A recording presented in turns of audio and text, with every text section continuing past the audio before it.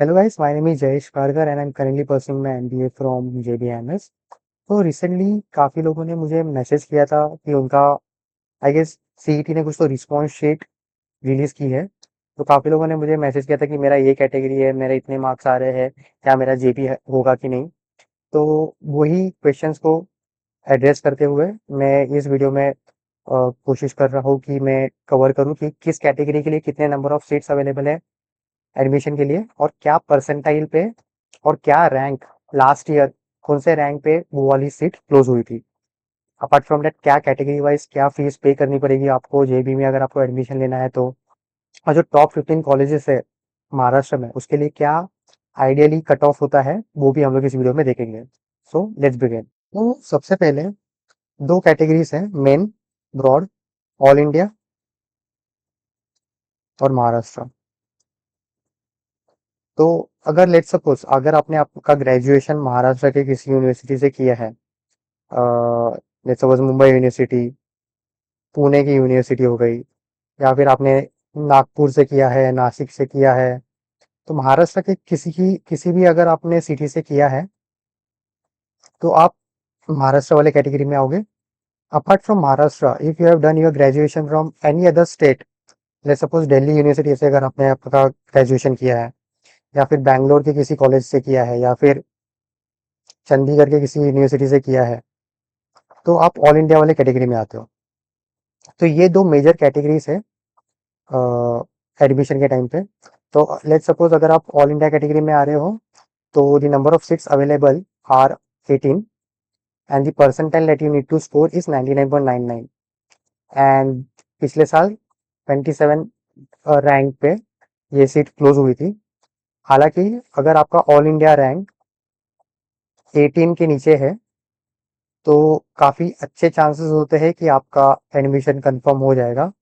अगर 18 के ऊपर है तो डिपेंड करता है कि काफ़ी फैक्टर्स पे, कि आपके 10th के स्कोर क्या है, 12th के स्कोर क्या है, ग्रेजुएशन को स्कोर क्या है, उसके हिसाब से फिर वो मेरिट लिस्ट निकलती है। बट अगर आपका all India rank let's suppose 18 के नीचे है तो there are really good chances कि आपका जेपी में एडमिशन हो जाएगा। अपार्ट फ्रॉम दैट अगर आप महाराष्ट्र कैंडिडेट हो तो आपके लिए ये अलग अलग कैटेगरीज ओपन हो जाती है। जैसे कि अगर आप ओपन कैटेगरी है, बात में टी एफ डब्ल्यू एस है, ई डब्ल्यू एस है, ओबीसी है, और जो अलग अलग कास्ट वाली कैटेगरीज है, तो ये सिर्फ महाराष्ट्र स्टेट के कैंडिडेट्स को ही अवेलेबल है। तो ओपन के लिए नंबर ऑफ सीट्स जो अवेलेबल है वो है 47। एंड पिछले साल जो लास्ट कैप राउंड में जाके परसेंटाइल था वो 99.89 था और रैंक था 60। तो 3 कैप राउंड्स होती है। तो जो एडमिशन प्रोसेस है वो सेंट्रलाइज एडमिशन प्रोसेस है। इसके अंदर 3 कैप राउंड्स होती है, cap 1, cap 2 and cap 3। And हर एक कैप में अलग अलग मेरिट लिस्ट निकलती है। कैप 1 के लिए एक मेरिट लिस्ट निकलेगी, कैप 2 के लिए और कैप 3 के लिए। मैं मेक श्योर करूंगा कि मैं ये सब मेरिट लिस्ट और ये जो मैंने फाइल बनाई है वो सब मैं मेरे टेलीग्राम चैनल में डाल दूंगा। तो अगर आपको रिफर करना है तो आप मेरे टेलीग्राम चैनल ज्वाइन करके वहाँ से ये फाइल्स को एक्सेस कर सकते हो। डिस्क्रिप्शन बॉक्स में आपको लिंक मिल जाएगी या फिर पिन कमेंट सेक्शन में भी आप लिंक आपको अवेलेबल हो जाएगी। तो ये जो मैंने रैंक यहाँ पे डाला है रैंक 60, और ये परसेंटाइल कैप थर्ड का जो मेरिट लिस्ट है उसका ये परसेंटाइल है। कैप 1 में हो सकता है कि ये 99.90 हो, और कैप 2 में हो सकता है कि ये 99.89 ही होगा। मोस्टली कैप 1 में ही ऑलमोस्ट सब सीट्स फिल हो जाती है। कुछ कुछ सीट्स अवेलेबल रहती है जो कैप 2 एंड 3 के थ्रू फिल होती है। अगर आपकी category T F W S category में आते हो, टी एफ डब्ल्यू एस के लिए आई गेस एनुअल इनकम अगर आपकी फैमिली की 8 लाख के नीचे है तो आप ये कैटेगरी में फॉल कर सकते हो। और अगर आप उसका इनकम सर्टिफिकेट प्रूफ देते हो तो आप एलिजिबल होंगे ये वाले कैटेगरी के थ्रू एडमिशन सिक्योर करने के लिए। उसके लिए नंबर ऑफ सिक्स होती है, और पिछले साल 99.87 पे परसेंटाइल पे क्लोज हुआ था और रैंक 72 पे था। ऑल्सो ये जो रैंक है 60, 72, 137, ये जो महाराष्ट्र वाली मेरिट लिस्ट निकलती है, जैसे मैंने कहा ऑल इंडिया की एक मेरिट लिस्ट निकलती है और एक महाराष्ट्र वाली अलग मेरिट लिस्ट निकलती है। तो ये जो रैंक्स है 60, 72, 137, ये महाराष्ट्र वाले लिस्ट के हिसाब से है। तो जब वो मेरिट लिस्ट निकलेगी उस हिसाब से आपको आइडिया मिलेगा कि क्या रैंक पे आपको मिल सकता है कॉलेज या नहीं। बट आइडियली अगर आपका परसेंटाइल 99.89 99.87 पे आ रहा है तो there are really good chances कि उस कैटेगरी के अराउंड आपको एडमिशन मिल ही जाना चाहिए।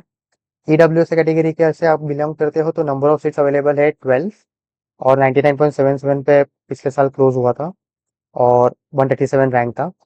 ईडब्ल्यूएस के लिए आई गेस एनुअल इनकम कुछ तो एक लिमिट के नीचे होगी तो आप ईडब्ल्यूएस के थ्रू एडमिशन ले सकते हो। और भी कुछ पैरामीटर्स रहती है जिसके ऊपर डिपेंड करता है कि आप ये कैटेगरी में बिलोंग करते हो कि नहीं। वो मुझे आइडिया नहीं है इतना। वो अ, मैं कोशिश करूंगा कि उस पर एक अलग से वीडियो बना लूँ। अगर आप ओबीसी वाले हो तो 19 सीट्स होती है number of and 99.77 is the percentile जो पिछले साल इस पे क्लोज हुआ था। और बाकी के जितने कैटेगरीज है SC ST NT वाले ABCD ऑर्फन ओपन, अगर आप PWD वाले कैटेगरी हो पर्सन विद फिजिकल डिसेबिलिटीज तो उसके लिए नंबर ऑफ सीट्स क्या है, परसेंटाइल क्या है और रैंक क्या है वो आप अ, ये फाइल के थ्रू रिफर कर सकते हो। नाउ लेट्स सी कि कौन से कैटेगरी के लिए कितनी आपको फीस पे करनी पड़ेगी अगर आप एडमिशन लेने आओगे कॉलेज में। तो अगर आप ओपन और EWS कैटेगरी से बिलोंग करते हो तो 3 lakhs will be the amount of fees that you need to pay per year. तो 2 साल का पकड़ लो 6 lakhs होता है। अभी यूनिवर्सिटी ऑफ मुंबई मतलब अगर आपने मुंबई यूनिवर्सिटी से की है तो 3 लाख है। अदर देन मुंबई यूनिवर्सिटी मतलब अगर आपने पुणे यूनिवर्सिटी से की है, नागपुर की यूनिवर्सिटी से की है, नासिक की यूनिवर्सिटी से की है तो आपको 3 लाख 4,000 440 3 लाख 3 लाख एंड 440 रुपीज इतने पे करने पड़ेंगे। जो कि मतलब नॉमिनल ही है, मोटा मोटा पकड़ के चलो कि आपको 6 lakhs पे करनी पड़ेगी 2 साल के लिए अगर आप ओपन और ईडब्ल्यूएस कैटेगरी से बिलोंग करते हो तो। अगर आप SC ST VJ DT NT ABC OBC SBC इस कैटेगरी से बिलोंग करते हो तो आपकी पर ईयर की फीस है 1,07,000। 2 साल के लिए अराउंड 2,14,000 होगी। अगर आप TFWFS के लिए हो, TFWS मतलब ट्यूशन फी वे भी है, मतलब आपकी ट्यूशन फी ऑफ हो जाती है इस कैटेगरी के थ्रू। इसके लिए 1 साल की फी है 1.5 लाख रुपए और 3 लाख रुपए 2 साल के लिए। तो मतलब अगर आप ये किसी कैटेगरी से बिलोंग करते हो तो अराउंड 3 lakhs रुपीज आपको पे करना पड़ता है। जो कि मतलब अगर आप SIP में देखो समर इंटर्नशिप में ही आप अपनी 40 से 50% अगर आप इवन आप 6 लाख रुपए पे कर रहे हो तो 40% जो भी आप फी पे कर रहे हो आपके पास अच्छे चांसेस रहता है कि आप SIP में ही वो अमाउंट रिकवर कर लो। अभी हम लोग देखते हैं जो टॉप 15 कॉलेजेस है अक्रॉस महाराष्ट्र उसके लिए क्या परसेंटाइल और क्या रैंक पे आपको एडमिशन मिल सकता है। तो ये सिर्फ ओपन कैटेगरी के लिए है। अगर लेट सपोज आपको जानना है कि सिमसरी में कौन से कैटेगरी के लिए कितना कट ऑफ था पिछले साल तो उसके लिए ये है कट ऑफ मेरिट लिस्ट करके एक फाइल है। इसके अंदर आप कॉलेज को सर्च करोगे तो आपको कैटेगरी वाइज भी कट ऑफ मिल जाएगा। तो ये वाले फाइल को आप रिफर करो। इसमें जो कॉलेज कोड दिया है वो कॉलेज कोड सर्च करो कट ऑफ मेरिट लिस्ट वाले फाइल में। और अगर आपको कैटेगरी वाइज जानना है कट ऑफ तो आप वो इस फाइल्स को यूज करके पता लगा सकते हो। सो मोटा मोटा ओपन कैटेगरी से अगर आप बिलोंग करते हो तो सिम्सली के लिए आपका आइडियल परसेंटाइल अगर 99.54 के ऊपर आता है तो there are really good chances कि आपको सिम्सली में एडमिशन मिल जाए। Similarly Welingkar COEP PUMBA SIES इसके लिए क्या परसेंटाइल होनी चाहिए और क्या रैंक पे आपको एडमिशन मिल सकता है वो आप ये लिस्ट के थ्रू रिफर करके पता लगा सकते हो। अपार्ट फ्रॉम डैट अगर आपको ये जानना है कि कौन से कॉलेज में कौन से कैटेगरी में कितने नंबर ऑफ सीट्स अवेलेबल है तो उसके लिए सीट डिस्ट्रीब्यूशन मैट्रिक्स करके एक फाइल है। ये सब फाइल मैं डाल दूंगा मेरे टेलीग्राम चैनल पे तो डोंट नीड टू वरी। तो इसके थ्रू आप पता लगा सकते हो कि कौन से वाले कॉलेज में ओपन के लिए कितने सीट्स है, SC कैटेगरी के लिए कितने सीट्स है, ST के लिए कितने सीट्स है और जो अलग अलग कैटेगरीज है ऑल इंडिया के लिए कितने सीट्स है वो आपको ये वाले फाइल के थ्रू पता चल जाएगा। That's it from my and guys. अगर इसके अलावा अगर आपको और भी कुछ डाउट्स है तो आप मुझे कमेंट में डाल सकते हो और do do join my Telegram channel.